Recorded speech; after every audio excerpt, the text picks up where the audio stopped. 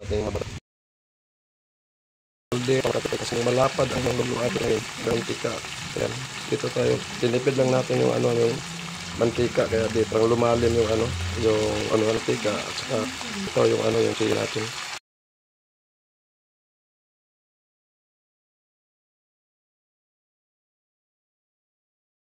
So ito naman niluluto natin iba, kasi yung nagpo-flores yung mga bata, papakainin natin, at saka may kasamang pancit bihon ito.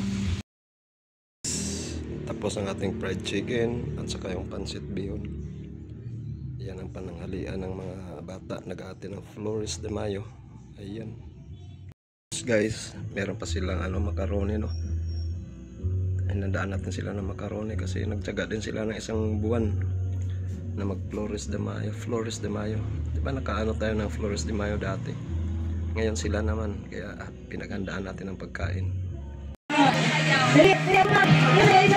Habang